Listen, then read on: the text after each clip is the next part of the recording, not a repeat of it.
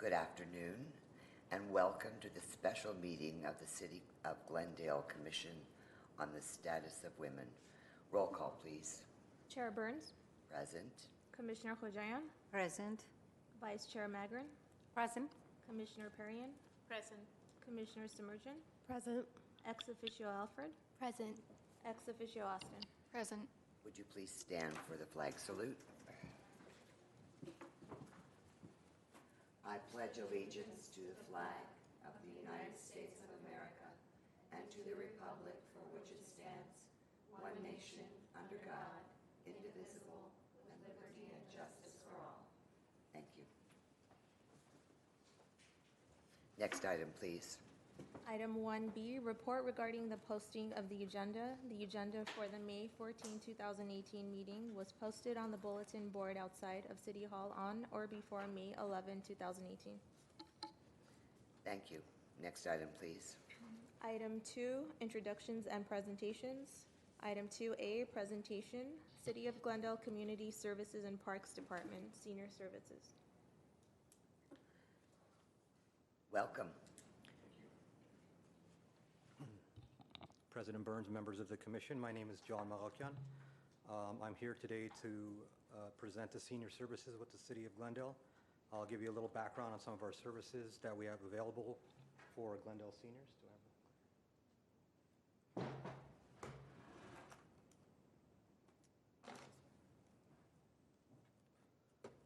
Usually there's a mouse. Thank you.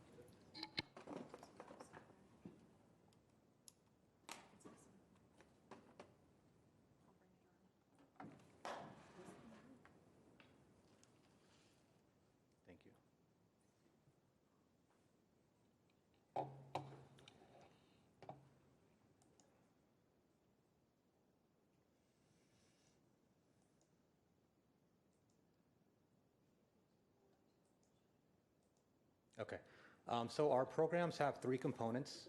The first is supportive services, the next is home delivered meals, and the third is our congregate meals program. It's a very handsome guy there doing an intake for a senior. Actually, I worked the supportive services program for about 5 years, so I had an opportunity to really dig in and help seniors in their homes and with different situations. We get a lot of referrals from PD, fire, Adult Protective Services, Glendale Adventist, Glendale Memorial. They'll call us when things get desperate or they're releasing a senior back into their home. Landlords will call us when there's hoarding or there's major issues going on in the home. So we get a lot of our referrals from within our own city. This is a case of a senior that I was able to provide support for a few years back. We've had plenty of these situations. The photos that you see, when I walked in, it was really bad. But at the end of the day, we were able to gut the apartment. And when I say gut the apartment, we take everything out. We'll tear out the carpets, we'll paint the walls, because unfortunately what happens is sometimes you'll run into like some bed bugs and cockroach infestations. And so in a situation like that, it takes a lot of collaborating with other, whether it's a nonprofit, homeless services, whatever else is going on in the city that can support us. We'll all work together, and we'll provide as much support as we can to not only the landlord, but the senior that's in need.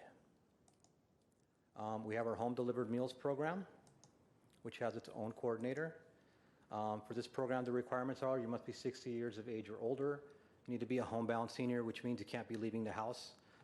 Otherwise, we don't want you to come to the congregate meals program. You have to reside in Glendale, Locker Center, or Montrose. You get one delivery a week of 7 frozen meals. And a lot of the times, that'll be the only meal they're getting that day. So it really does go a long way to make sure our seniors are getting well nourished. 7 half pints of milk, 7 pieces of bread, and fresh fruit, assorted or canned. A typical plate would look something like this: Swedish meatballs, noodles, cauliflower, whole wheat bread, low-fat milk, juice. Everything's low-fat, low sodium. They don't necessarily like it, but at the end of the day, it's the healthiest options we can give them, because we want them to be eating the right stuff. The congregate meals, which is the biggest program that we do have, it serves almost 200 seniors a day. We serve 7 days a week at the Adult Recreation Center, which is 201 East Colorado, in case the public listening needs to find a place for a senior.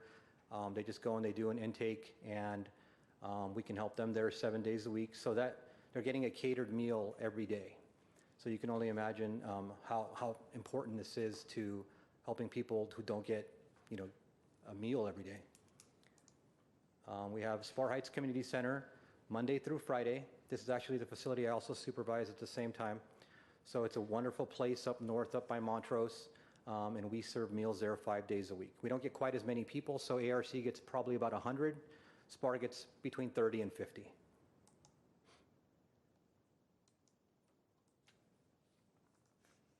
Pacific Community Center serves meals Mondays, Wednesdays, and Fridays. Anywhere between 10 and 15 seniors show up there, and they get meals there as well. A lot of the time, our seniors will be matriculating from exercise classes into our lunch programs. And if you come by the ARC, they're playing backgammon, they're doing billiards, they're doing all the things that they enjoy. A typical meal: chicken parm, spaghetti, peas and red peppers, pineapple, coleslaw, and birthday cake. Who doesn't like birthday cake? Everybody. Some of the other things that we do, I was able to coordinate this Thanksgiving food drive for the last few years. It's a wonderful experience because our City of Glendale employees donate to our program. So basically, we're giving back to ourselves. We collect from our own departments, and in this particular year, these are two separate years. The one on the left, the staff actually decorated the bags for our seniors, and we were able to deliver them with not just canned food, but people will be as generous as to give us donations of gift cards. Don't want to give cash, if you can believe that. There's things that'll go on where we'll say, look, there's only certain things we can give them, but at the end of the day, we've had people donate as much as $200 worth of canned food. And it turns into a food pantry at some point because we'll make sure that none of that is expired, and we'll hang on to it up until March or April if we need to, because we'll have homeless clients that'll walk into the building that if Salvation Army doesn't have food or Catholic Charities can't help, we'll help. So they use us as a resource as we use them as a resource. And we all know Vlad, right? Up there, did you guys see him? No? Yeah? And that's him again. Santa to a senior. So we have a nonprofit called Home Instead who will donate anywhere from 10 to 30 gifts to our seniors during they'll reach out to us in November, and they'll ask us how many seniors need, whether it's a blanket or a heater or anything, a fan. And this year they were generous enough to give every senior in the home delivered meals program a Christmas gift. And keep in mind, this may be the only Christmas gift they're getting. So it's very generous on their end, and we love being a part of it because we feel like we're extending ourselves with these couple of additional things that we do. There's over 45,000 seniors that are over the age of 60 in Glendale. The Supportive Services Program has 120 unduplicated seniors annually. We serve over 40,000 congregate meals, over 11,000 home-delivered meals. We have a telephone reassurance program. We call our seniors regularly to make sure they're okay. If we don't hear from them, the best thing for us is our home-delivered meals drivers actually are going to their homes at least once a week to check on them. So this is why we work so closely with PD. If we need to call PD and say, hey, we're not hearing from so-and-so, it's been a while, it's been 2 weeks, they're not answering their phone, because we call and say, hey, do you want your meals delivered? So we are touching base with them regularly to make sure not only that they're eating, that they're also healthy and happy and getting the things they need, and we're staying in close contact with them. The City of Glendale is the only agency in the county that offers seniors the opportunity to eat hot meals 7 days a week. It's a big county, so you can only imagine, how we extend ourselves and the effort that we put forth to make sure that everybody has a hot meal on a daily basis. I won't go too deep into our funding, but a lot of our grants come from Los Angeles County, participant donations, City of Glendale's general fund, and one-time only grants that we get.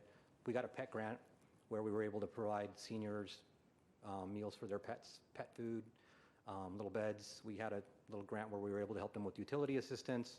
So, and I got to give a lot of credit to Maggie Kavarian, who's done an excellent job handing the baton over to me. And I'm hoping that we can continue growing and flourishing by, continuing to manage the grants well and doing a good job with what she's kind of leaving in my hands. Any questions? First of all, thank you so much for coming and for the amazing work that you do for our seniors. I think that this is fabulous, and I'm so happy to hear that you're reaching so many seniors. The question that I have is, how do we reach more? How do we reach those that aren't so well connected in the community and don't know how to access these resources? How do we get to them? That's the hard part. At the end of the day, we do our very best to work with the libraries, like I said, PD and fire. We work with people outside of our own agencies to see how many referrals we can get from them. But we're the main referral source. We're the city. People come to us to look for people to connect with. I think we do a pretty good job reaching out. Now, in a minute, I'm going to show you how we do that with some of our larger events that we put on. I'd like to put up the Senior Street Fest, if that would be okay.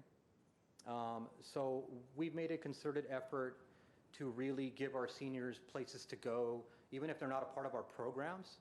So on this Wednesday, we're having Senior Street Fest at the Maryland Paseo. It's going to start at 10:30 and it's going to go till 1:30. I'd invite you all to be there. It's going to be a fantastic event. I've got over 15 vendors coming. Adventist Memorial, they've all donated. They've done a wonderful job sharing in making the event grow. We have a crooner. I don't know if you guys know what that is, but his name is JD. He's a fantastic entertainer. He sings Sinatra. I mean, they're dancing, they're eating, they're outside, they're enjoying the sunshine. These are people that don't get out. They go eat and then they go home. What we do is we tell them, you are leaving the center today and you will be joining us outside. We have raffle prizes donated by a wonderful gentleman who wanted to stay anonymous. He donated a few $100s of Albertsons cards and other blankets and heaters, and it was incredible, his donation. So that's all going to get raffled off. So by participating, they're also going to get prizes, and they're going to get lunch, and they're going to get to run across some vendors who want them to participate in their programs as well, whether it's housing will be there, PD will be there. I have a few assisted living homes coming. So there's a chance for them, even if they're not our regular seniors, to come out and work with us so that we can get referrals going and get word of mouth moving. Because at the end of the day, let's be honest, they're not necessarily navigating the internet. So how else are you going to reach out to them? You almost have to pull them out and get them involved in more things than they would have been naturally. So, and then we have a few other events I'd like to speak to as well. The 90 Plus celebration, which is happening the week after, Thursday, May 24th. Seva Garbetian is the guy you want to speak with. You can call our general number and this is the same thing for the Street Fest. It's 818-548-3775. You can call us, ask us questions about these events. The 90 Plus celebration, I've had the opportunity to also coordinate. It's a fantastic event for anyone over the age of 90 that doesn't get a chance to be celebrated. I'm not sure what Seva has up his sleeve. He's a pretty interesting guy, so I would expect a lot of fun things to be going on. And then we have one other wonderful opportunity for our seniors. I was able to connect with the Museum of Neon Art right there by the Paseo, and they are allowing seniors to come in free for the entire month of May. They can come in large groups, and we're going to coordinate that for them the best that we can. So they were generous enough to allow seniors to come in and take tours, and it's all for free. With all that being said, I think we do a good job of reaching out and trying to make sure that all seniors are aware of programs. I come here for the fact that this is another chance for me to tell people about what we do, and I hope that the word gets out. And I would invite you all to attend one or two or three of these events and share the information that I've given you today. Commissioners, any other questions? Commissioner Kajoyan? I would like to say thank you. This is really good, informative information you gave us. This is the first time I heard this. Yeah, you're not the first person that said that. And I mean, we want to outreach quite a bit, but we serve a lot of seniors, and it's our objective to reach out to as many as we can. But, at the end of the day, when you get invited and you come and participate, you get the word out. So that's the whole point. Is this luncheon open to the public? They can come? Yeah. Or? Are you talking about the special event? Yes, this is special event. Yes, absolutely. Yeah, it's open to the public. We want them to come enjoy the Maryland Paseo. It's going to be closed that day. I'm guaranteeing you fantastic entertainment. He has never let me down. So he's also going to be doing the 90 Plus to entertainer. You will have a good time. Thank you. Yeah, thank you. Yes. Thank you. You have a question? I'm sorry, go ahead. I have a community service club at my high school, and I was wondering if events like the Thanksgiving food drive, if you would have high school donations too, and if it's limited to employees? No, donations are not limited, but at the end of the day, what high school are we talking about? Herbert Hoover High School. I know Herbert Hoover really well. My wife is actually the assistant principal there. Oh. So maybe I could speak with her and see if she can coordinate something with me as well. But yeah, we're open to anyone that wants to participate. We like having interns come through, and we like having the youth work with our seniors. It's just a pickup of pace. They get re-energized by someone coming in, whether it's just helping serve lunch or come in and, help in one of the rooms that needs someone to just sit in, and whether it's translate or spend just a little time with someone and socializing with them, which is also very important. Socialization is the most important thing in my opinion. I've been working with seniors now for a little over 8 years. I can't think of a better way to make them live longer and feel better besides you got to get them outside, you got to talk, you got to spend time, and all of that's very important. Sure, and we can find a way to connect too. Thank you very much. I just want to commend you also for what you do. My mother is 93 years old. She'll be turning 94 in October, and I definitely am thinking of how to get her over to the Maryland Paseo. She is wheelchair bound, but I'm trying to think. Dial-A-Ride will bring her, yeah. Okay. Yeah, that's wheelchair accessible. Okay. Yeah, you All got to right, I'll call keep them that in mind. advance, let them know. Thank you. Yeah, you'll enjoy it too. So my last question, thank you, first of all, we appreciate what you do for the city. Is there a minimum qualification for the application process that they have to apply, or any senior can just walk in and have a meal at the center? No, you do have to do an intake. Got it. We do want to know who you are. We want to know more about you. And our centers, we have our key fob. So if you want to participate in the center, it's $10 a year, which is very minimal. It's just a small fee. But if you're going to participate in a lunch program, it's at no cost. I mean, there's a suggested donation of $2.50, but you're not required to pay that. But we do want to know who you are. We do want to know how you eat, what kind of medications you take. Are you a diabetic? We are serving your food, what kind of allergies you have. So yes, there's a few documents you will fill out, including the supportive services program too. We want to know more about you so that at the end of the day, if PD doesn't have info, we have info. If fire doesn't have info, we all share, including adult protective services. We work hand in hand to make sure that everyone can wrap their arms around a senior when they need them, not just for food, for any resource. The 60,000 seniors that we have in Glendale, is that correct? I'm not sure. I have to go back to, I think it's 45,000. 40. Do we have statistics on how many of them are homebound? I couldn't share that with you. I'm not totally sure. Not sure. I'm sure we could find them, but it's difficult to know for sure. And Because a lot of seniors don't want anyone to know they're home alone. Yeah. sure, if we did have some kind of information or lists on, perhaps 80 and over, or I know that there's the programs like that, could we spare some money to do some advertising, some mailers, or maybe some volunteers that would go knock on their door and let them know about this if they wouldn't have any other opportunity to know about it? Potentially, yeah, potentially. I mean, it's something we could take a look at. But at the end of the day, when they're in their 80s and 90s, most of the time they're transitioning into an assisted living situation, or there's an adult child that's responsible for the bills and the situation that they're living in. So we're doing our best to reach out to as many people as we can, but to find money to reach out to it's difficult to do, but it's been suggested in the past. It's something we can definitely take a look at. Those adult children are usually caregivers. Right. And I think IHSS would probably be a great place to find those caretakers and let them know, because I know a lot of them do a really, arduous job, and they do it out of love. And a lot of them don't know about these programs that could help both them and the loved one that they're taking care of. Yeah, and that's why it's important now we connect with our nonprofits and any other organization that's willing to help, because someone that I may not be aware of, but someone else can help me find them. And City Manager's Office does a great job. We constantly get referrals from people that just walk into to City Hall looking for help. So we could mailers and all that stuff, it's possible, but at the end of the day, we as a city entity work closely with one another to make sure that we're reaching everyone that we can. No stone goes left unturned, I promise. We give a monster effort. Is this the number that we can contact you, 548-3775? Yep, that's the general number to the Adult Recreation Center, which is the hub of everything we do senior services. And we all branch out from there. So if you call the ARC, you want to talk to John, or you want to talk to the meals coordinators, you'll be transferred to the right place. Because there's two organizations that I think they would like to donate, like food or canned food or... Yeah, well, you let us know. I mean, the Thanksgiving food drive is just one time a year. Okay. We don't run a food bank. But at the end of the day, I'm willing to listen to anybody that's willing to donate. Okay. Yeah, there's no doubt about that. Thank you. Thank you. Next item, please. Item 2B, presentation, City of Glendale Library Arts and Culture Department, Mental Health Initiative. Welcome. Thank you. Good afternoon, Chair Burns, commissioners, and staff. My name is Tiffany Barrios. I'm with the Library Arts and Culture Department, and I am actually in charge of our library's mental health initiative.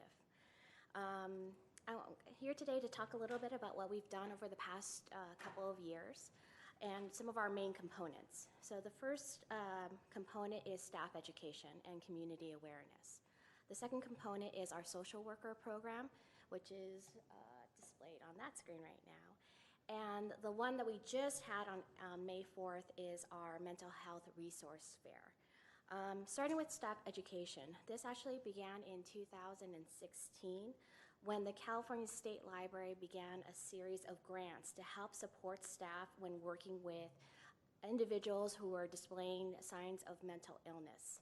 And they wanted to give staff tools and programs and services so that we could more effectively work with this community. The first grant out of this mental health initiative for the California State Library was the Mental Health First Aid certification process. So basically what they did is they sent 72 librarians out for a week-long training so that we could be mental health first aid instructors. Our job was then to go back to our libraries and instruct staff and community members and other departments on how to work with mentally ill using the techniques that we learned. So we would look for signs and symptoms of mental illness, and then we would have an action plan on how to approach and how to refer people who were displaying these signs. When I started to be a trainer, that's when I started to look a little bit more into what Glendale offered for mental health services. So I just started to visit various city departments. I started to go to local nonprofit organizations and find out what that information was so that I could insert it into the mental health first aid classes that we were offering. I also partnered up with the Glendale Public Library, with a librarian there, and we together trained over 65 library staff members on mental health first aid.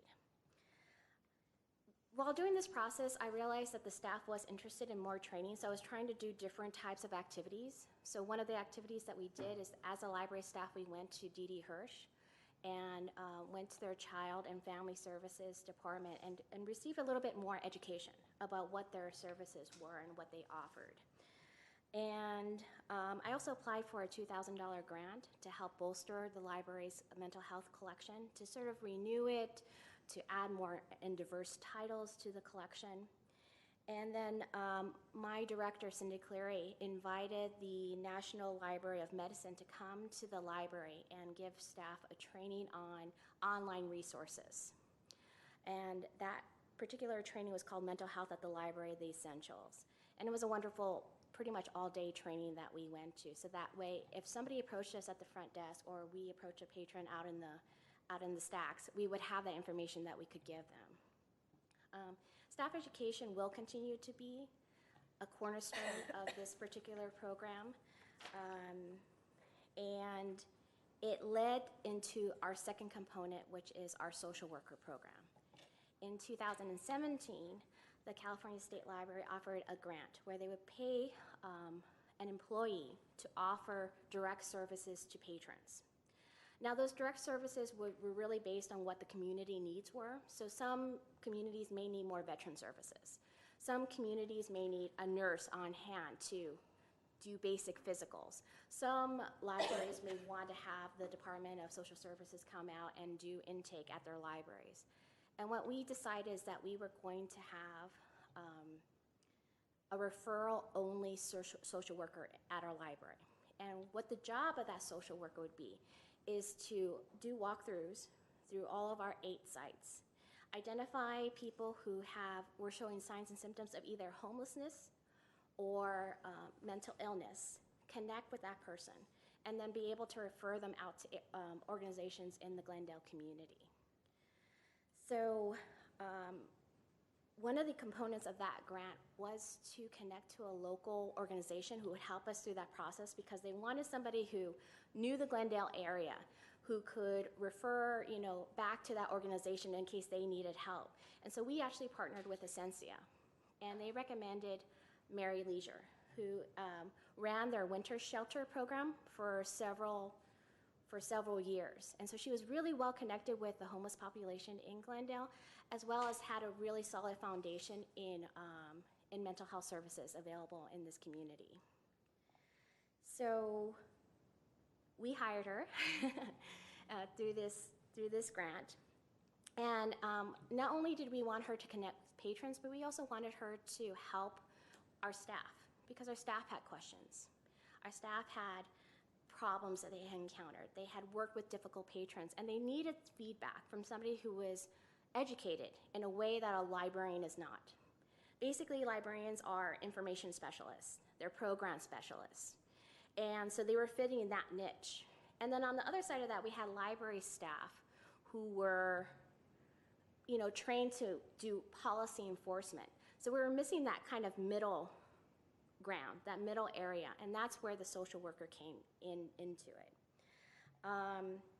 So the grant lasted from May 2017 to September 2017, and by the end of that period, we had decided, our administration decided to go ahead and keep Mary on as our social worker, because we were seeing the impact that she was making with our patrons. First and foremost, we saw less disruptions in our library, less hostility to our security, and a significant increase in our staff morale, because they felt like they were being supported by somebody who knew how to work most effectively with this population. We actually did a survey. We actually did 2 surveys. We did 2 perception surveys. And 96% of staff felt that the role of the social worker was important or very important in making the library safe and welcoming for all. And then I included some statistics on this slide. Oops, the previous slide. Yeah, there you go. Just some statistics that we took over the course of this past year. So Mary has had over 600 hours of direct interactions with the public. She's had over 760 individual interactions with the public, with over 320 patrons, mostly at our downtown central library, but also throughout our system. Over 70 of those patrons received an evaluation from Essentia to see if they were qualified for services, and 16 of those qualified for housing services. And so they're now connected with Essentia and going through the housing programs, services. So we feel very strongly about this program, and we foresee continuing it into the foreseeable future, that this has to be part of library services forever. And Mary is so good. She understands, she's that perfect combination of she understands what libraries are, what those services are, and then she also has this social worker background. So those two together have just produced a really wonderful, warm and welcoming and safe environment in our libraries. As the social worker program continued, we started to network out, because we realized the patrons that in our libraries needed more services. And so we needed more and more partners. So now Mary is actually involved in a couple of system-wide organizations. She's part of the city's continuum of care, where she meets with local services and is able to strategize with them, with our shared clients, so we can develop a program that will work for them. She's also worked with the police department's mental health evaluation team on several cases. So cases where we had somebody in the library who needed those services, and/or when they were trying to contact somebody in the community and they felt the library was a safe place, and Mary helped coordinate those events. I actually really love their goals, the mental health evaluation team, because their goal is long-term problem solving by connecting people who are committing petty crimes or causing problems to get their underlying issues resolved. And that's exactly what we're doing here at the library. So it was almost a perfect partnership. And we continue to develop more and more networks as the program progresses.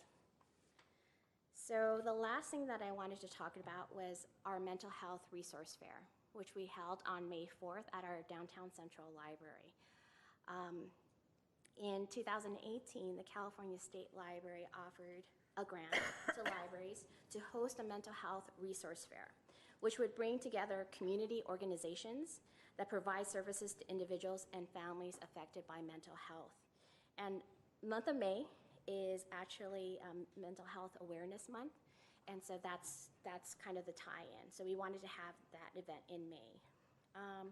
And the timing couldn't have been better, because as we were going further out into the community and making more and more connections, we could bring these organizations together in this fair and present that to the community.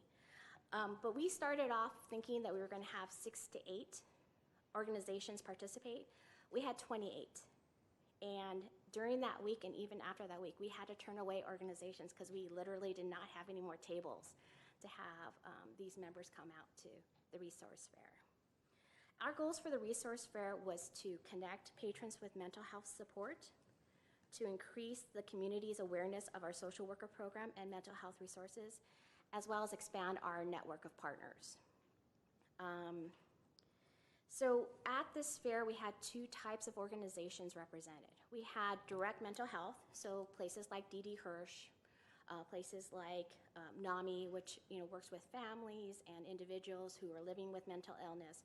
But we also had supportive organizations. So we had places like the DMV come out and do free, low-cost, or senior IDs for free on the spot. So people did not have to go out into a busy DMV department, and they could come to us and get those services completed. As many of you know, mental health can be triggered, and so we wanted to make sure that we have supportive services be part of our resource fair, and that worked out really well.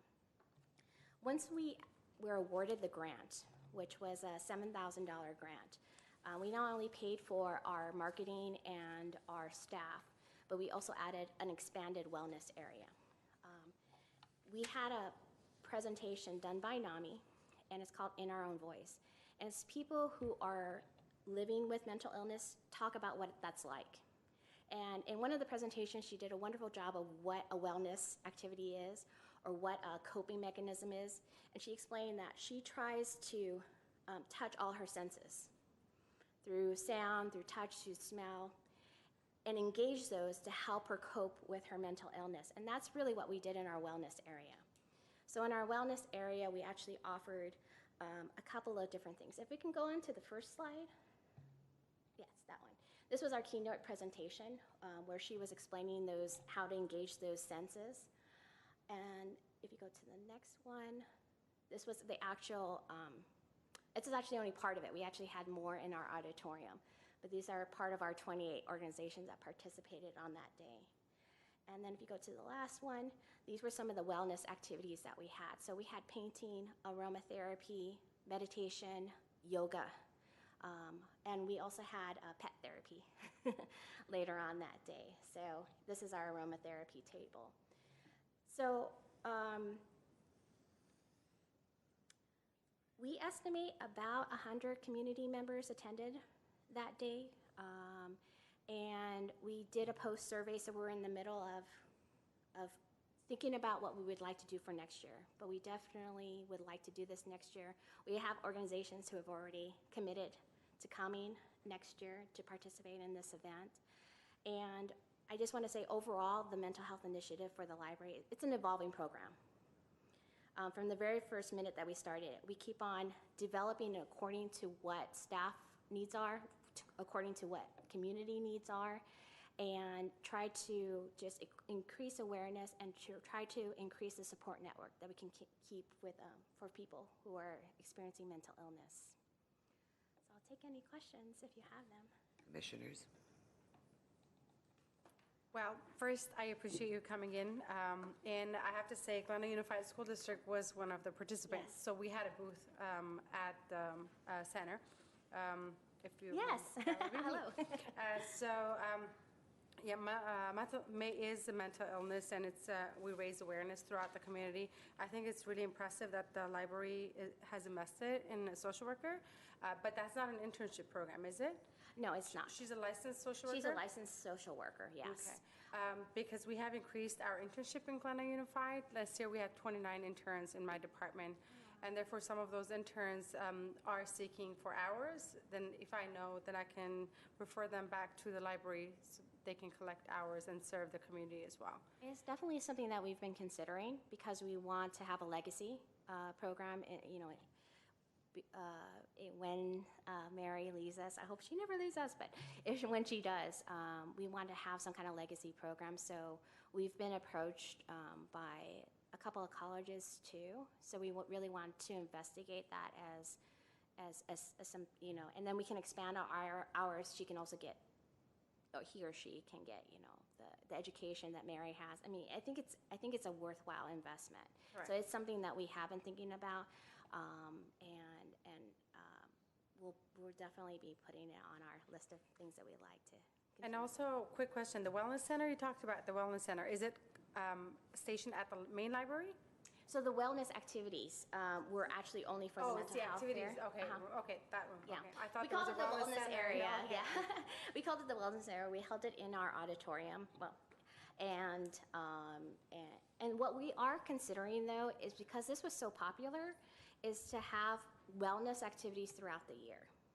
So we're still investigating doing that, but we really like to have kind of a year-round support, and in a way that's not just lectures. It's not just someone coming out and lecturing about mental health, but having these supportive programs, and then having a local organization run those programs so that way people are connected.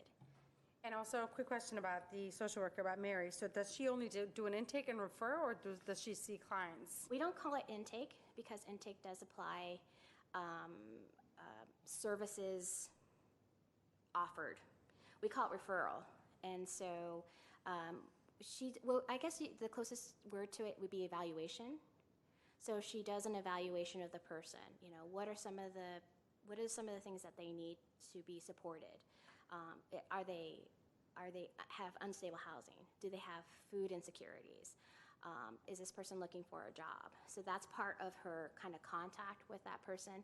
The intake is done by places like Ascensia or the ARC, as was described earlier.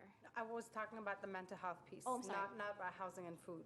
So when social workers, when they do an intake, they actually go on evaluation and they go through a process to see if they need mental health services or not. She does not do, she's not, I understand what you're saying, but it's not a traditional intake Okay, process. all right. That's, Yeah. I just wanted to make sure. Yeah. Thank you.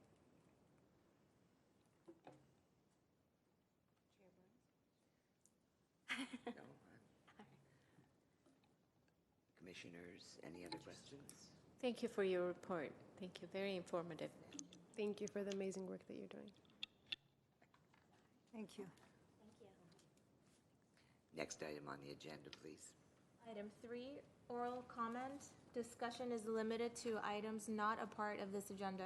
Each speaker is allowed 5 minutes. The commission may question or respond to the speaker, but there will be no debate or discussion. Staff may refer the matter to the proper department for investigation and report. We have no speakers.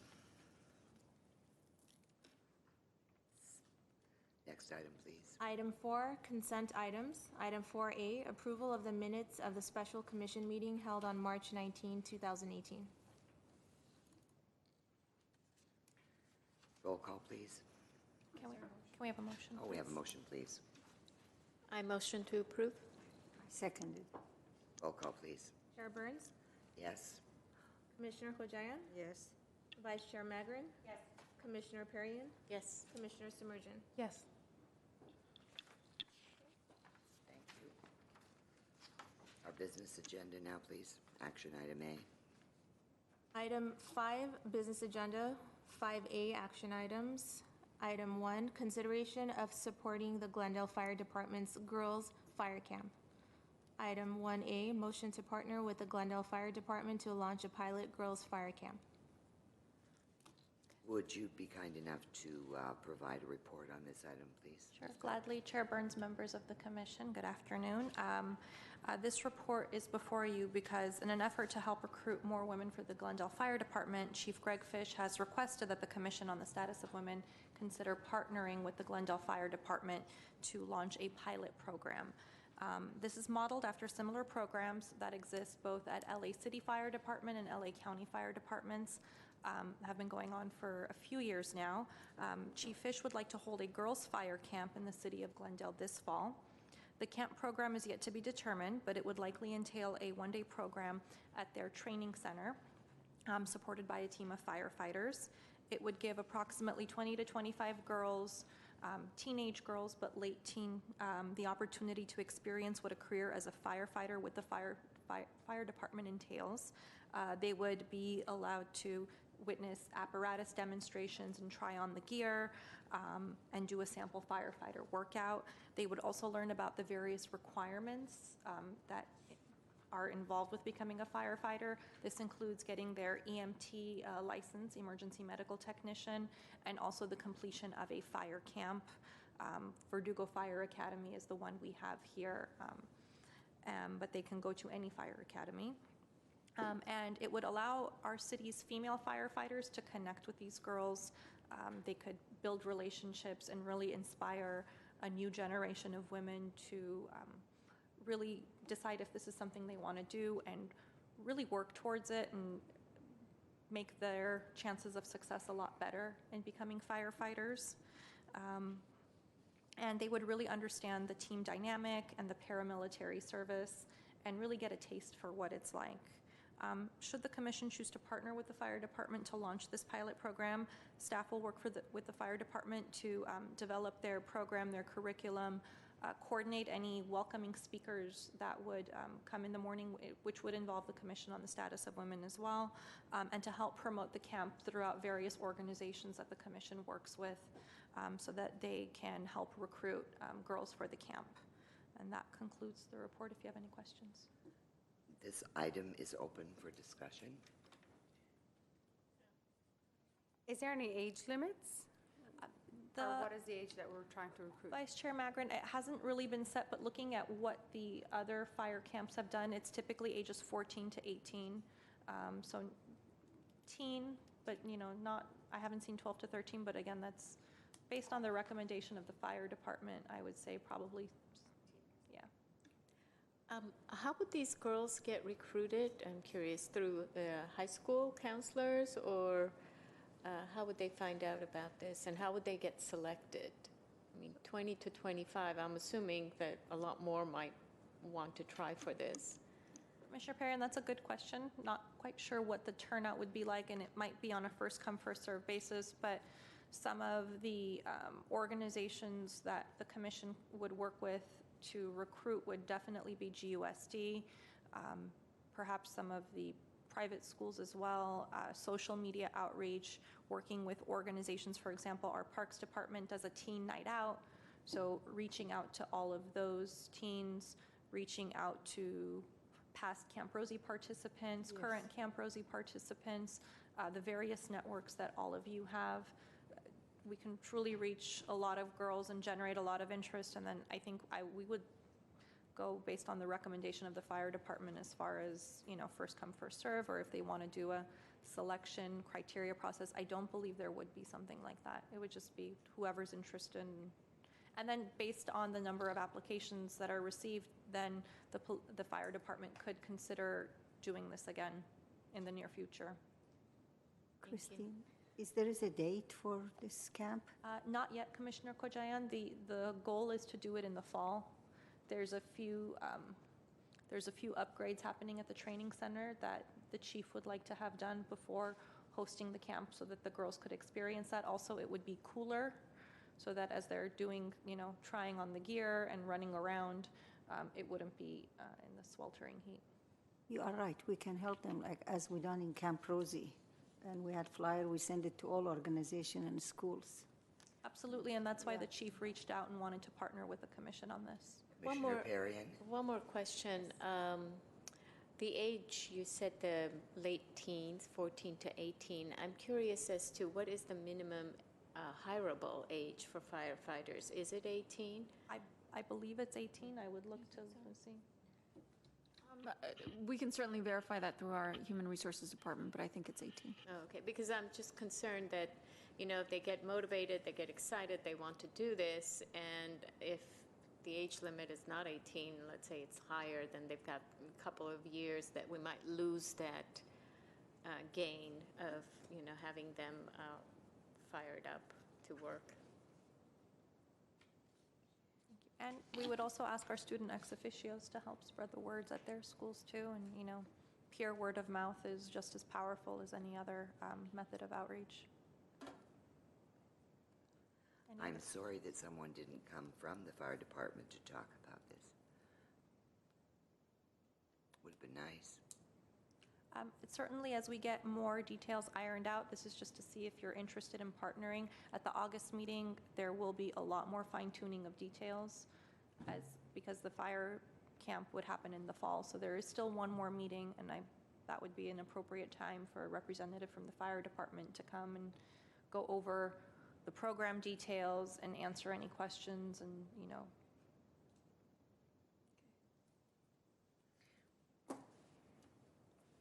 Any other questions?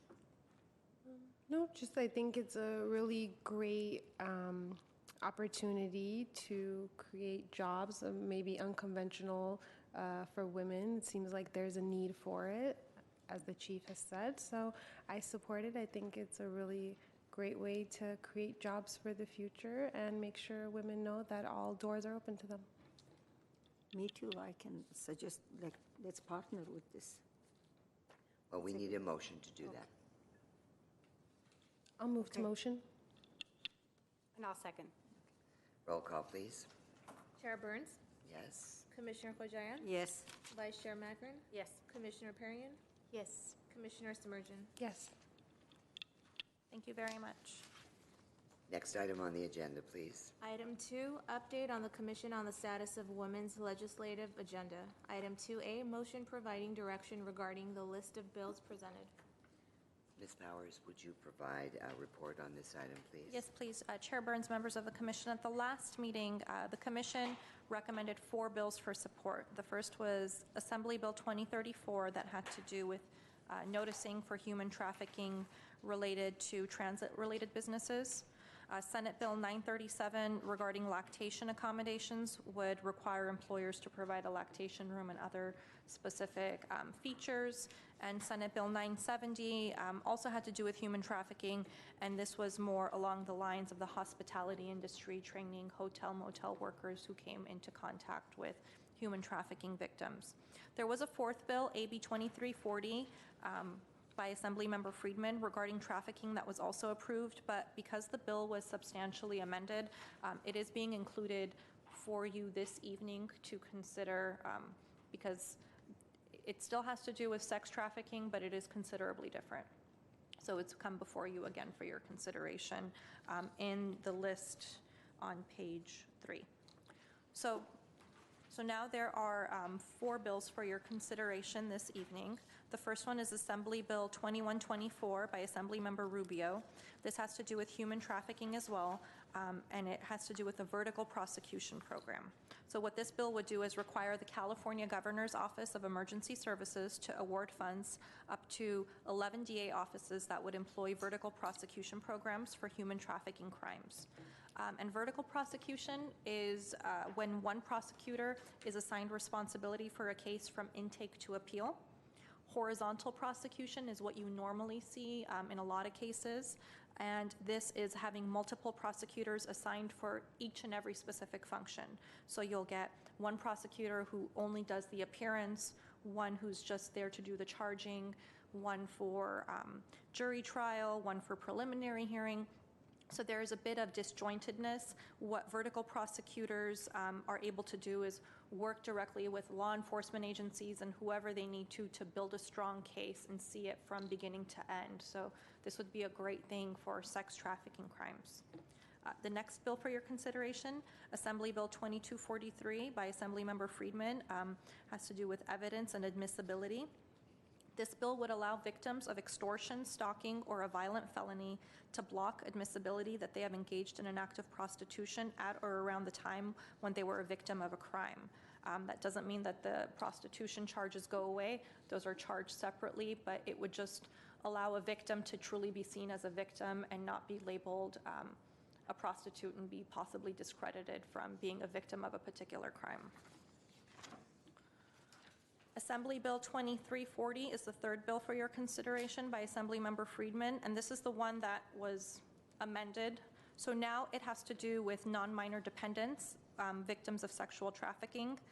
So what this has to do with is foster children and children who are really fall victim to sex crimes. It says that the average age of children rescued from sex trafficking is usually 14, and 60% of them do come from the foster care systems. When these children are rescued by law enforcement or are able to escape their perpetrators, our current laws can sometimes prevent these children from re-entering the foster care system. And so what this bill attempts to do is to close that loophole that would allow courts to grant victims of sex trafficking access to support and benefits of foster care until they're 21 years old. And it seems like that's really what helps these children get back on the right track. And the last bill for your consideration is Senate Bill 1200 by Senator Skinner. This has to do with firearms, gun violence restraining orders. This bill would create a streamlined process to obtain gun violence restraining orders, which already exist. It would remove the fees associated with obtaining a gun violence restraining order. It would automatically schedule a one-year review hearing, and it would add ammunition magazines and other firearm components to the items that are already prohibited by gun violence restraining orders. So in addition to the ammunition magazines, it wouldn't allow someone with a gun violence restraining order to own the pieces of a gun that they could then use to assemble and have a gun. So based on the Commission's action of these 4 items, staff will pass along the Commission's recommendations for their approval at the next legislative update to City Council. And that concludes my report. I'd be happy to answer any questions. Thank you so much. This item is open for discussion. Could you go into a little bit deeper about what gun violence restraining orders are and how one would be put on an individual? Sure, Commissioner Samarjan. Limited understanding that I have of gun violence restraining orders are people who are charged with certain violent acts, who the courts decide that this person shouldn't have a gun. They're not permanently removed from them. It's kind of like a personal restraining order. You know, you're not allowed to come within X number of feet of a person. It's a temporary order that indicates that that person is not allowed to have access to guns for a temporary period of time. So this is really on here because, and how it pertains to the Commission is, you know, women's safety and having domestic violence perpetrators who may, based on, you know, charges that have been brought against them, have gun violence restraining orders put against them by the courts. Does that answer the question? Yes, the bill language is in here. Yes. Right. Yes, all bill languages are attached to it, to the report. May I have a motion on this item, please? I will motion. Second. Yes, I second it. Roll call, please. Chair Burns, Yes. Commissioner Hojayan, Yes. Vice Chair Magrin, Yes. Commissioner Perrin, Yes. Commissioner Simmergen. Yes. Next item on the agenda, please. Item 3, consideration and discussion of public service announcements. Item 3A, motion to approve 3 additional PSA topics. Ms. Bowers, could you please provide a report on this item? Gladly. At the last commission meeting, Chair Burns, members of the commission, the production of 5 public service announcements that support, on topics that support the mission of the commission were approved, and the topic of 2 of the 5 PSAs were determined at the last meeting, and that being one on domestic violence and the other one being on human trafficking. And it was asked that the other 3 topics come back for your consideration today after receiving feedback from commissioners. Staff is currently working with the YWCA of Glendale and CAST respectively to draft the scripts of each of the 2 PSAs for domestic violence and for trafficking. So at this time, staff asks that the commission provide direction on the other 3 topics, and some topics to consider are health, safety, and financial literacy. And also in the report, staff provided some of the ideas that did come from commissioners over the last 2 months, which under health, some of them were, mammograms and breast cancer, diet and exercise, warnings of heart attack for women, warning signs of stroke and stress, volunteering, and then also information from the report issued by the LA County Office of Women's Health. And some of the topics that were emphasized from the LA County Office of Women's Health were reproductive health, specifically having to do with infant mortality rates and disparities in infant mortality rates among various races, cardiovascular disease among women, which remains one of the top killers of women, and of course breast cancer. And that concludes my report. If commissioners want to discuss the 3 topics now. This item is open for discussion, commissioners. Commissioner Kajoyan? I am reading that information from the LA County office. This is most important that we can have as a PSA. That's especially reproductive health, infant mortality, as we remember when we went to that meeting, and they had more important information about this subject, and also the cardiovascular diseases. I think this is most important. Well, if we're we can looking have for it, yeah. 3 PSAs, and they're approximately 30 seconds each. Other ideas, please? Commissioners? Can we possibly tie in mental health with domestic violence, so we don't have to have a separate one? Because I think mental health is really big. Vice Chair Magrin, I think mental health is a really good idea. I would, just from a staff perspective, maybe do keep them separate, just because not all domestic violence some of it does have to do with mental health, and I think just because they're so short, making clear messages for domestic violence and how to get help and what maybe some of the warning signs look like, and then mental health. I think mental health is a really good one to add to the list, in addition to what the ones that Commissioner Kojayan mentioned. Commissioner Berrien? Thank you. So the 3 remaining topics, let me just get this straight, are health, safety, and financial literacy, or health? Not necessarily, Not Commissioner Perrin. necessarily. These are just some ideas to Okay. consider under those. I mean, these are very large umbrellas, so each one does not have to be So included. we could have, 3 health topics Absolutely. for the remainder of the year. Absolutely. I'm tending to lean towards that, just to stay focused on the health topic itself.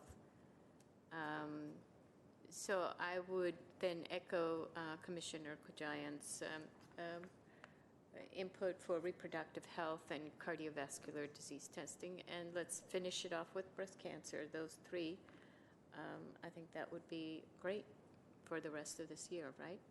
For the 5 PSAs. That's my suggestion. Thank you. If I'm not mistaken, we don't have to decide the topics for the other 3. We are just authorizing the other 3 right now. Chair Burns, all 5 have been authorized. What staff is asking is for the topics of the remaining 3. And if the commission does not want to make a decision on those, we can wait till the other 2 are completed and then come back and revisit this. But just based on commission direction at the last meeting, staff is bringing this back to you, so you have the opportunity to discuss and determine whether you want to select the 3 topics. It would seem to be mental health should be one of them.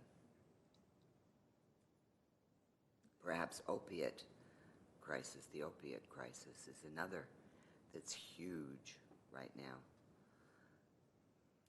Often we're getting a lot of public safety, financial literacy, but I think the health of women, agree with you. I think that we should focus on women's health for the other 3. And mental health is part of women's health, but it should be by itself.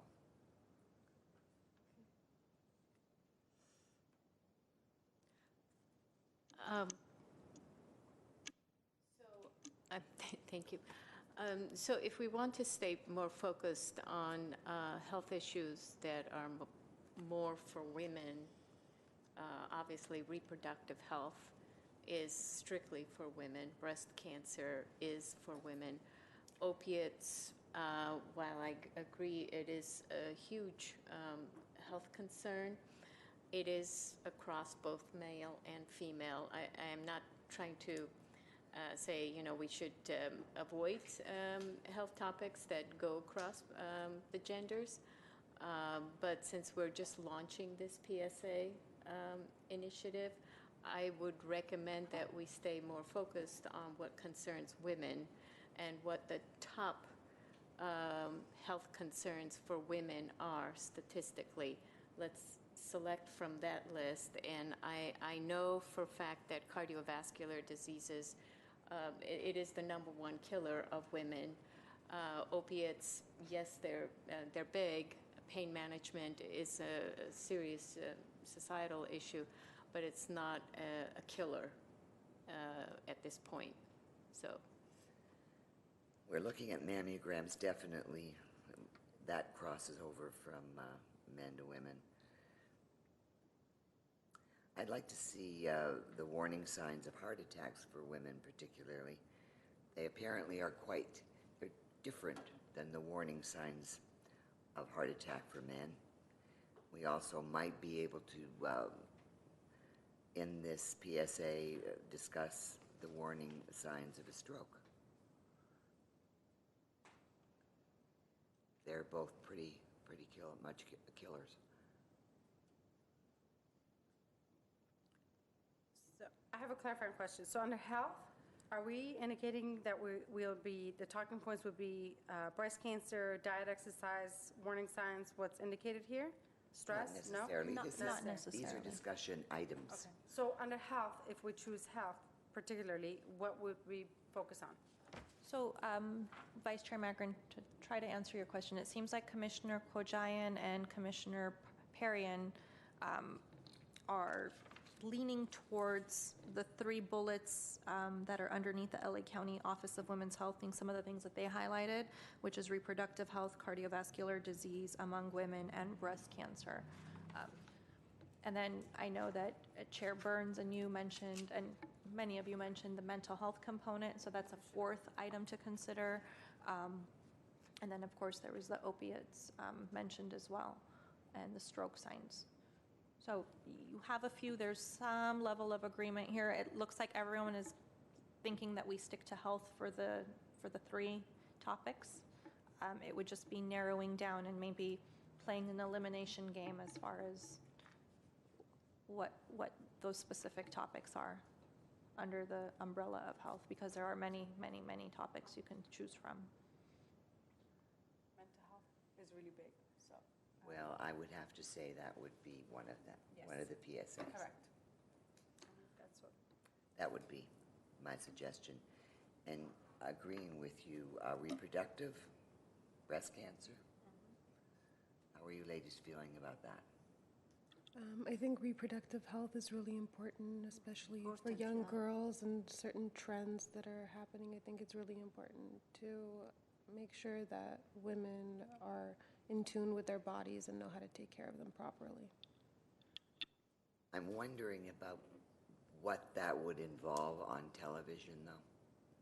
That's a very good question, Chair Burns. So the infant mortality rate is what was highlighted, and really what LA County was talking about was racial disparities among infant mortality rates that cross socioeconomic and educational status.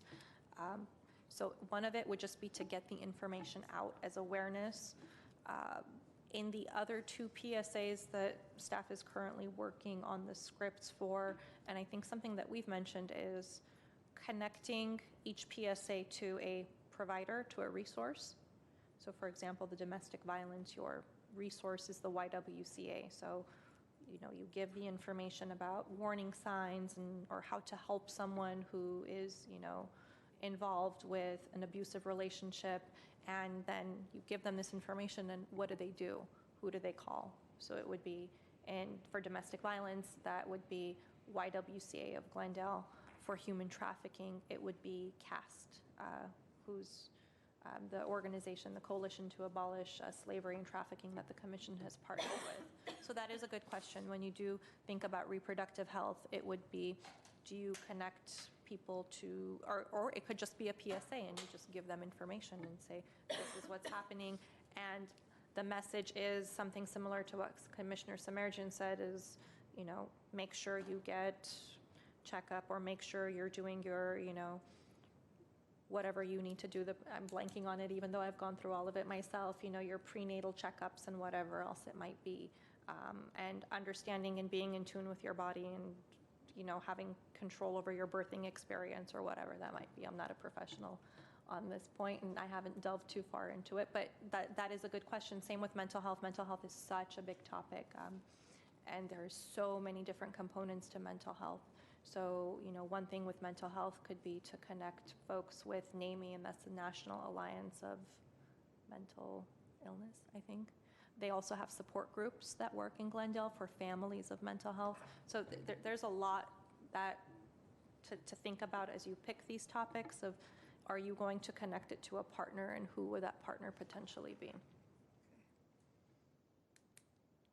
Did that answer the question or make more questions? Well, I'm just trying to think of what 30 seconds worth of reproductive health is going to be, and whether it would be a comfortable PSA on Channel 6. It's a good PSA, but is this the right avenue for that? I don't know. It's just, what are you going to talk about that's part of that? Do you have diagrams? I mean, there's things that you definitely are going to have to deal with if you're going to talk about reproductive health. I'm not sure how comfortable that is, putting it out on a political channel. Well, the specific element of reproductive health that staff was suggesting based on LA County Office of Women's Health would be the infant mortality rates. And I would even put to you, I'm not quite sure how comfortable it is to talk about domestic violence or human trafficking, but part of the goal of this commission is to bring awareness on some of these not so comfortable issues. So it's just a matter of which issues you all feel strongly about to bring awareness to. I did suggest some other things, stress reducers, what women could do, because this life of ours is highly stressful, very busy, and often I hear complaints of women that are stressed out, they're tired, they're doing too much. So I had some suggestions to look at diet and exercise, things that could possibly be stress reducers just for women, or for men too. Learn to cook, learn to dance. There's a lot of group learning that's offered. There's any number of things that we could push out in a 30-second PSA for stress reducers. All of these things I think are important, and they're all exciting, and we probably should be able to do more than 5. So maybe we could do the 2 plus 3 and then start looking at some others. Certainly. After we finish these. Certainly. Whatever the commission would like. Up to you. Because I think staff would like to have 3 topics. And Chair Burns, just to clarify, it's coming back at the recommendation of the commission. If staff is not asking or trying to push for 3 topics, if you're comfortable with the 2 that we have and you want to put the other 3 on hold, we can certainly do that. This is just part of the follow-up that was recommended by the commission. And it seems like, since everyone is leaning towards health, it seems like reproductive health, cardiovascular disease, breast cancer, and mental health seem to be the top 4 that a lot of commissioners are thinking about. Agree. So, And I think that is, I'm sorry, I think that is well aligned with the report that was brought back to us from the LA Women's Health. So it would be good leverage for us to use the learnings from that report. So at this time, if we do want to move forward, I would just recommend maybe eliminating one of those and seeing if there's consensus amongst all of you to get to 3 topics, possibly. I have a question. Was there mental health as a bullet on the report for the women's health from the LA County? Did they touch on that? I believe they touched on. I believe they touch on. They did? They do touch on it. It's, it's hard to evaluate mental health and put it in a statistic like breast cancer or cardiovascular disease or infant mortality. But mental health was woven in the conference that Commissioner Kojain and I went to. Mental health was woven into all of it. One of the factors that they considered as far as the infant mortality rate had to do with chronic stress due to just racism that is ingrained that people of color do experience on a daily basis, and understanding what stress does to our bodies. That was one of the elements that was discussed. So there is a level of stress that's woven into all of it, and mental health that's woven into all of it. So suggestion would be then, I'm hearing you say that it is woven into all of these, and there seems to point to, as an underlying situation is the mental health or an outcome of these medical conditions ultimately, triggers these mental health conditions. What if it's combined, the mental health aspect of it? I know it's 30 seconds, but that it's a sound bite on all 3 of these, that it does lead to mental health or it's prompted by mental health. Some kind of a tie-in at all of the different medical conditions. Could do It's it. just, it's just a suggestion. If it is this broad and overarching, or have, it really doesn't make a difference. Have a separate one, mental health, that does, discuss all of the different diseases that it can be an underlying cause to. We're also looking at stress creating some of the heart problems and the strokes. That is part of it.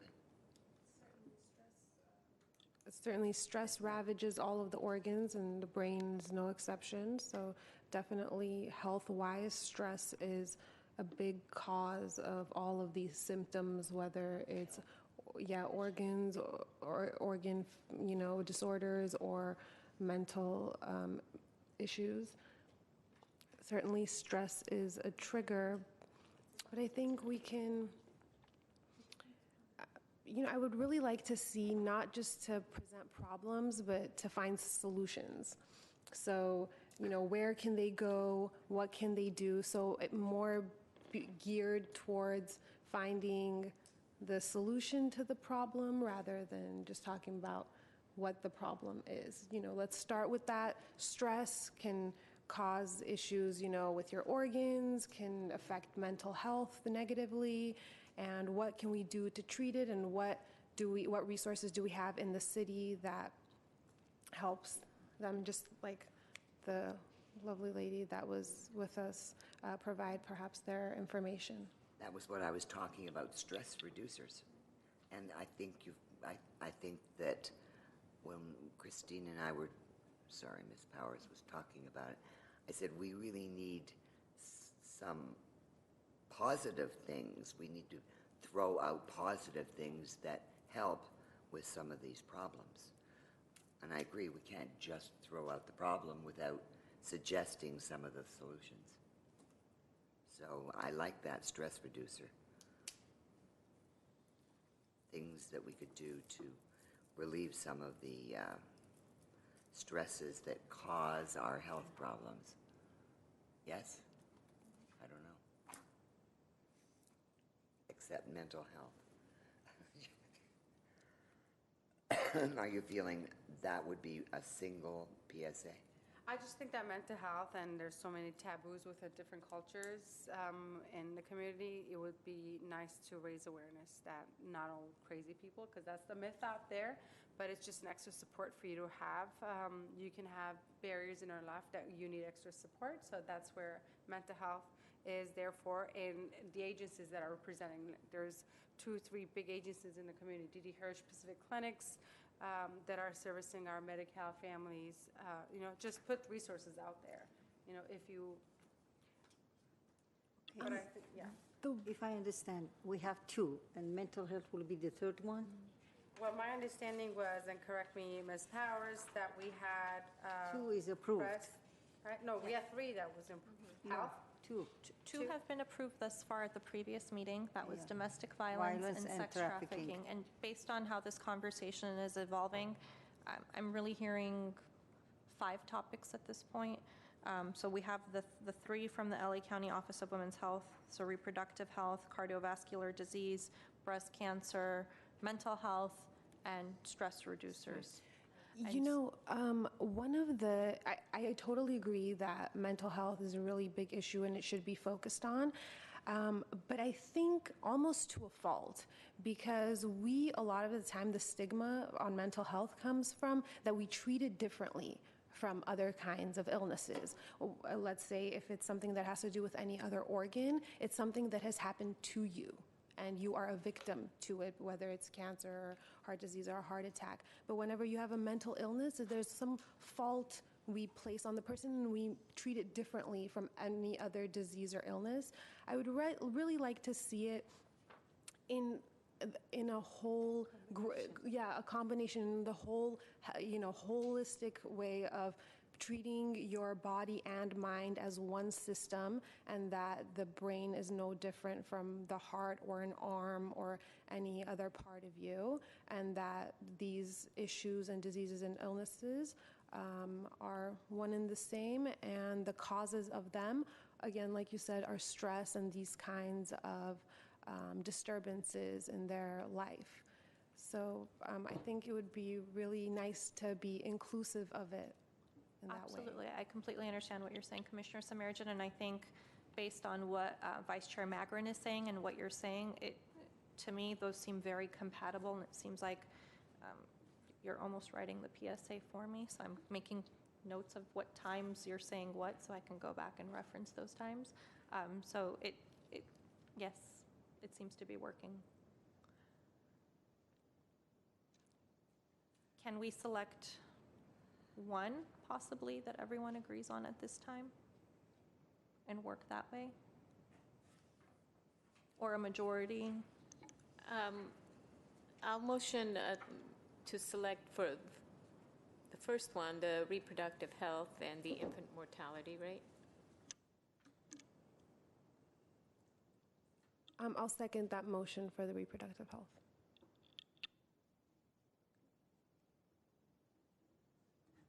I don't know. Do you need a roll call? A roll call would help at this point, yes. Roll call, please. Chair Burns, Yes. Commissioner Hojaya, Yes. Vice Chair Magrin, Yes. Commissioner Perrin, Yes. Commissioner Samarijan. Yes. Okay, thank you. Should we stop there, or should we keep going? I think we can move forward. Okay. Let's hear. So now we have 3 of the 5, so there are 2 more topics to select. I would like to see one on health, just a holistic one focused on the Glendale Health Services, and based on what services we can offer, perhaps do the PSA on that information. Can I just ask a we as in the city of Glendale? City of Glendale, we don't offer direct health services. There's more support services, similarly to what the library and the parks departments, it kind of all tied in nicely, the presentations. Exactly, to give them that contact, the contact for Essentia, the contact for other mental health services, social workers, any. So would you want it to be holistic for mental health services, or? All health. Can we do that? Do you think that we would have enough time? I think that's too broad, if you ask me. I think I would want a motion on mental health. I think mental health is big and it is needed out. And, you know, people and families and women out there need to know there's support out there. And I'll second that. thank you. Does anybody want to fill that in a bit? I'm going to have to be negative about the holistic approach because there are, that is one possible way of viewing things, but it is not, it's probably not what most people focus on when they're dealing with some of these problems. And I'm wondering how, if you wanted to approach it, let's say heart attacks or strokes, how would you do that holistically? Well, going back to what you said about stress. Stress, if you have a very stressful life, not only would it affect your cardiovascular health, it would affect your mental health, and all other kinds of things would start going wrong because of it. So that would be the holistic thing of finding a common cause, which you have mentioned, stress, and linking it to all of the, All this, yeah. all the issues that they suffer. Well, define holistic for me then, please. A common cause for the I whole don't thing. think of that word that way. It's too broad. Yeah, I think it's too broad. Too broad, and I'm sorry, but we are not the professionals who are certified to deal in that area, whether to link it to a common cause or pinpoint it. We are not equipped for that decision making. But And wouldn't it be from the report that we have? So we would basically have all of the number 1, number 2, number 1 to 10, whatever is the, number 1 killer of women, number 2 and number 5, and focus on those. in those reports, those health reports never extrapolate really to, maybe some of them will say statistically, you do a Pareto analysis and then you say, oh, this is lying because, it may be a high percentage of these races and therefore this may be an underlying cause. But I think in a 30-second soundbite, it's a little too broad, as Vice Chair Magrin indicated. It's a little too broad, and we're not we are not by no stretch of the imagination experts in this. And then also to your point when you were commenting on sharing resources for the viewing public to be aware of what the city and the City of Glendale provides, I think that is all available in the resource guide that we are working off separately, so that could serve for that purpose.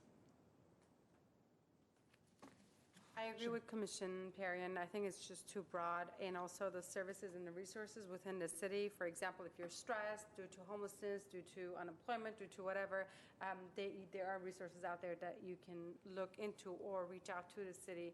I think if we stay focused, we will see more results and positive impact. That's just my.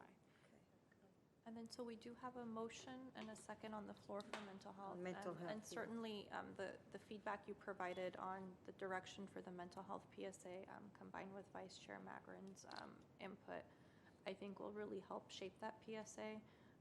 Recognizing that the brain is an organ, and when the brain is sick, it's just like when the liver is sick, and it looks different when, someone suffers from liver disease and someone suffers from mental illness, but to understand that the brain is an organ, and it looks a little bit different when the brain is sick, and providing resources. And I'll stop there and let there be a vote, and I'll just go back and clarify as far as the partners that we use. So I'll stop there. Would you like a roll call, Chair Burns, for? Have we had a motion? We had a motion from Vice Seconded. Chair Magrin, and Commissioner Perrian seconded to have the fourth topic be mental health. Roll call, please. Chair Burns, Yes. Commissioner Hojayan, Yes. Vice Chair Magrin, Yes. Commissioner Perrian, Yes. Commissioner Summergin. Yes.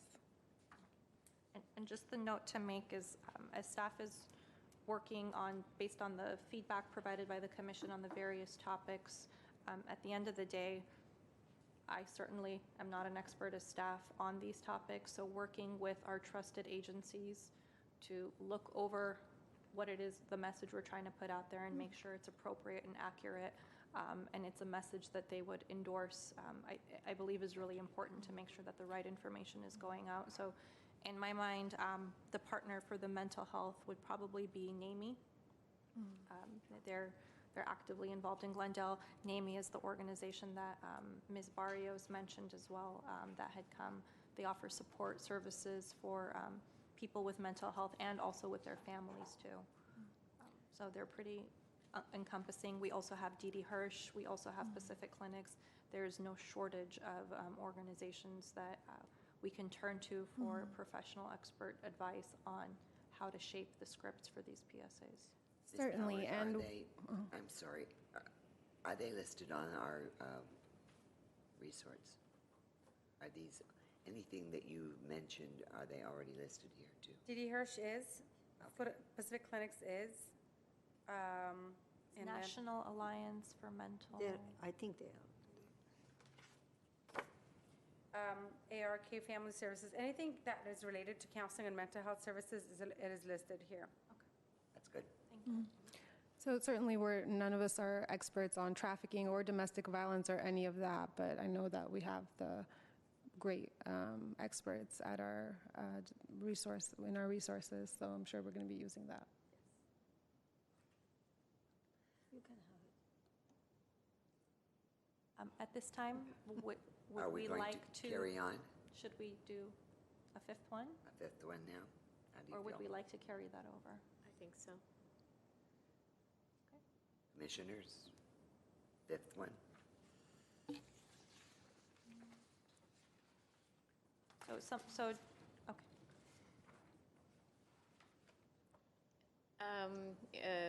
I'm going to recommend cardiovascular diseases versus breast cancer as the fifth one, only because we already have reproductive health as one of the topics. So maybe we hold breast cancer for 2019 as part of continuation of reproductive health.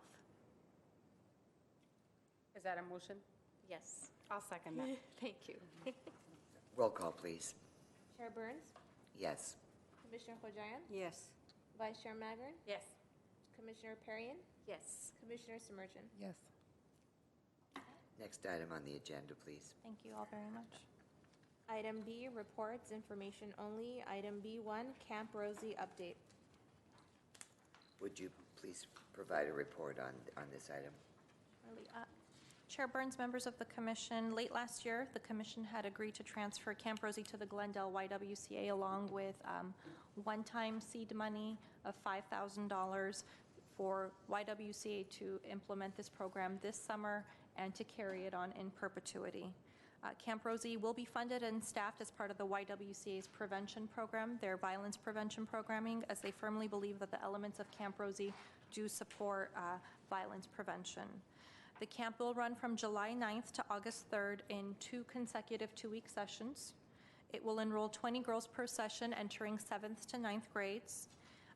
The daily curriculum helps girls explore trades and skills that may not necessarily be taught to young girls very often, and they will have the opportunity to make connections with female entrepreneurs and role models. So some of the things that they will be doing is workshops that explore healthy relationship building and bystander intervention, hands-on exposure to STEM and trade activities, mentoring opportunities with female leaders, creative arts activities that encourage self-expression, and service learning projects that connect campers to issues that affect our community.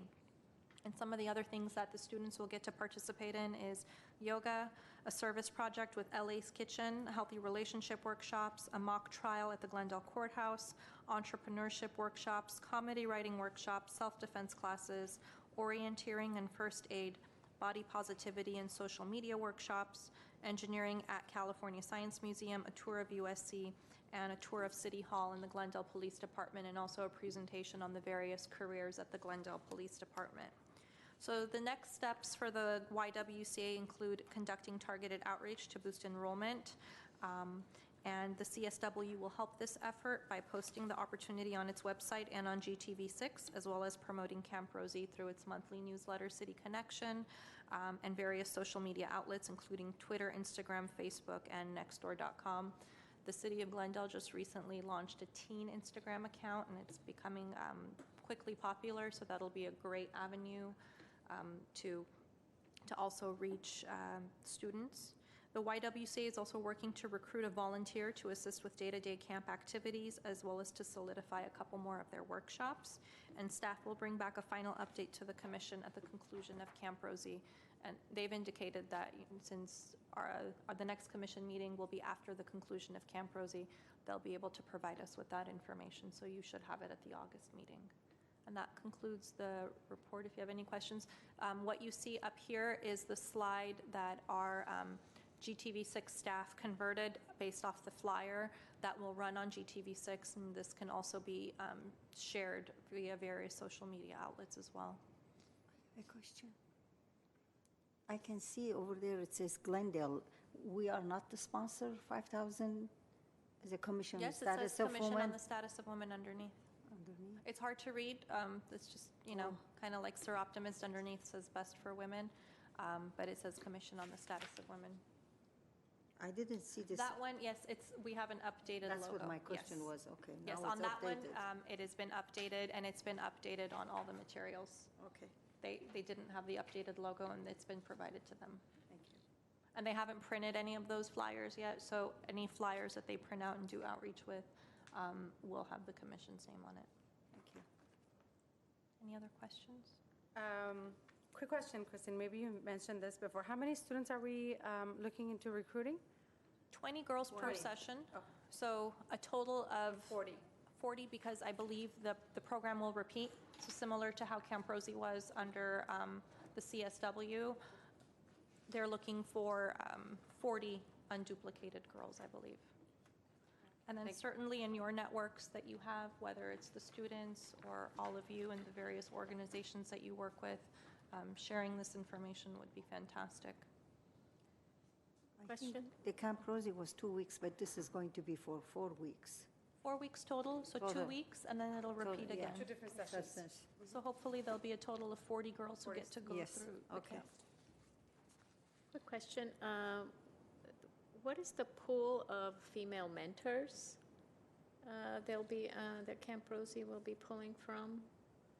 Not quite sure who they're going to be selecting and, what pool that they are, but if it's something you're interested in. I would like If to that's- volunteer Okay. for one session. Contact all YWCA. And I can put that out if any of you are interested in that. We can certainly pass along your contact information to Devin Malik, who's running the program, and I could share your contact information if that's okay. Yes, I see I would be Commissioner happy. Samarjan nodding. Okay. And would that be entail, like an hour session, or would it be a whole day session? It would be nice to, Probably a shorter session, I Shorter session. believe. I would imagine they have the day broken up, and similar to how we had Camp Rosie, we would have, we would dedicate like an hour, hour and a half, maybe 2 hours max, to depending on how big the panel is, to have like a panel of female, whether it's, professionals in certain fields or, entrepreneurs come in and speak to the girls and ask questions.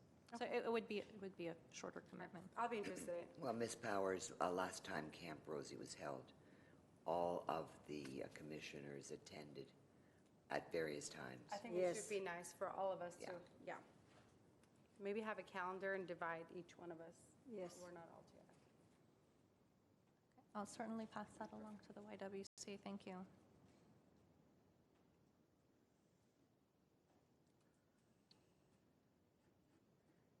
Next item on the agenda, please. Thank you.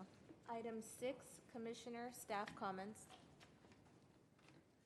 I'm going to ask for staff comments first so that I don't forget you.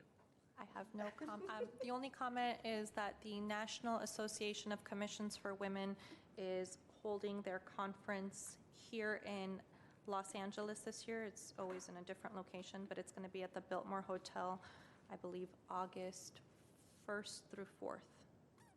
Do we have the information on it yet? should have the information. I will make sure I share it with you again. If anyone is interested in attending this, I believe registration is currently open, and it's over a few days, and certainly it's close enough where you can drive in and out. So beginning of August, National Association of Commissions for Women. August? And I believe at some point Mayor Garcetti will be providing some opening welcoming remarks as well. Okay, if we can have the information. Absolutely. I think Ms. Powers said that we received it.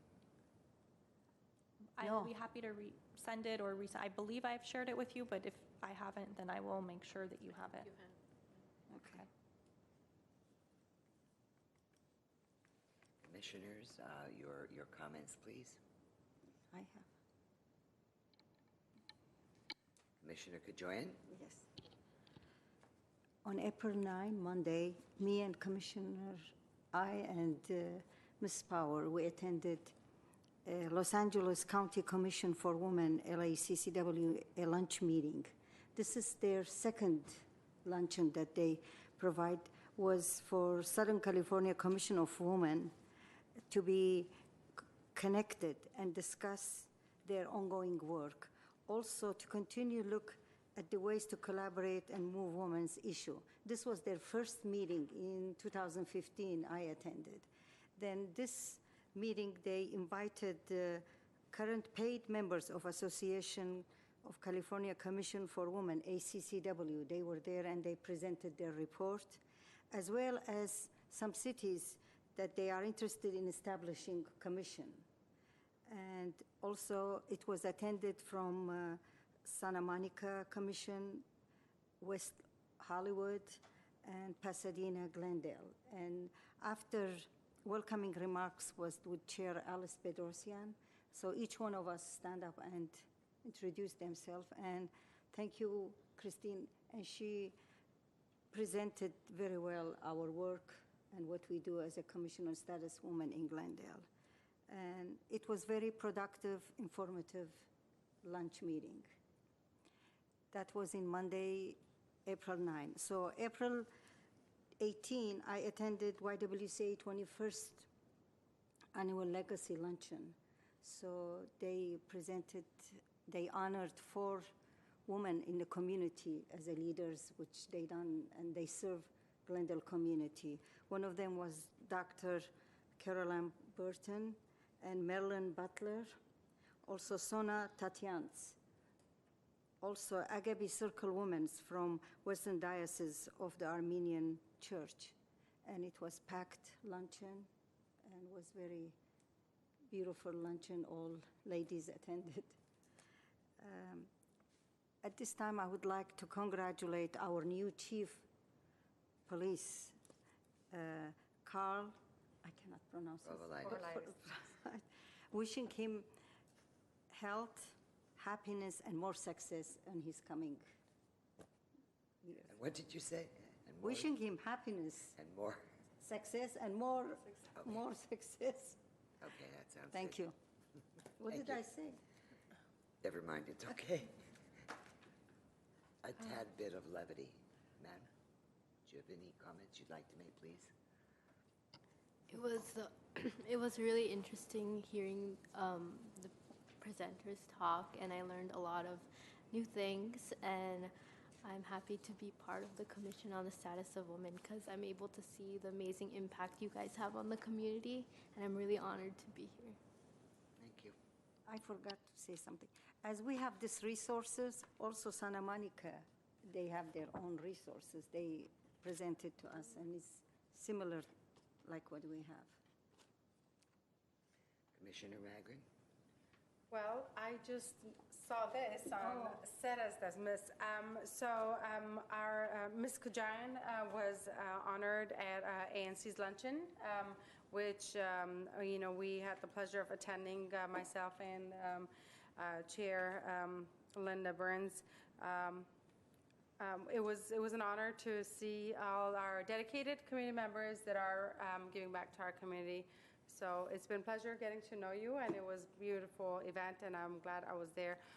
We also honored 2 of our youth, the Youth Activist Award, which was one of our previous Hoover students, which I have the honor of knowing him and his family and his father, who's actually one of our principals at Glendale Unified School District. So it was a beautiful event, and I wanted to say congratulations, Sarah. Thank you for attending. It was honored. Also, Alina was there too.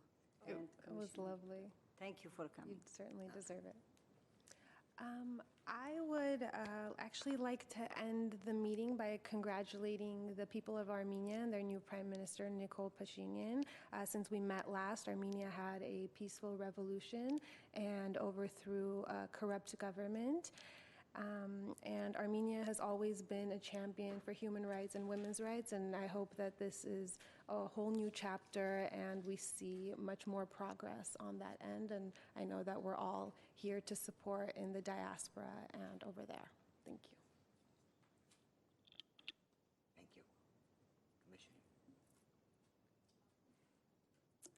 This was a very enlightening meeting. I thought that both of the speakers who came to present to us presented very eye-opening information for me, especially learning about all of the work that the library does. I had no idea that they were so involved beyond, what they do beyond books. So thank you. Thank you. Commissioner Perrin, I have no more updates, thank you. do you want me to close the meeting now or when we're finished? Okay. Okey doke. I think that I would like to make a comment. We've been working with the California Commission on the Status of Women, and we're currently working on creating a new look for their website, or they're looking for their website, and developing its content so that they are effectively executing one of their state mandates of being an information center on issues that affect the lives of women and girls. As such, they are in the process of reaching out to all local CSWs throughout the state and asking them to compile a list of free services for women and girls in their areas. And they will be then highlighted as resources by region. And we are going to provide them with the CSW's Family Resource Guide. And I'm just going to quickly remind everybody that Wellness Works is having a ribbon cutting this Thursday. We have so many groups that do fundraising for various and sundry groups. I'd just like to speak about the ANC banquet and the fabulous ANC fashion show, the April 24th at the Alex, and the Maker Fest at the library. We also are going to have to say thank you to Cindy Cleary, who is retiring. I believe her last day is the 28th of June. L'Oreal had a fashion show. It was terrific. I hope all of you ladies are all aware of all of these things that we get invitations to.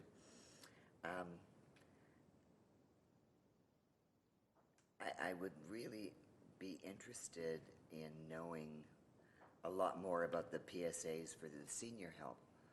I think we need to push some of the information out that's required for seniors. Just a comment, they got 7 frozen meals. So if they're being delivered 7 frozen meals and they're by themselves, how do they function? I wanted to ask that, but I wasn't sure how to put it. But if someone brought me 7 frozen meals and I was 85 or 90, how do I fix them for myself? No, we don't know, do we? Well, not necessarily, because this gentleman was discussing the fact that these elderly people were often by themselves. So it was just a thought. I wasn't quite sure how they were going to manage. And 28th of this month is Memorial Day, and it's being held at 9:30,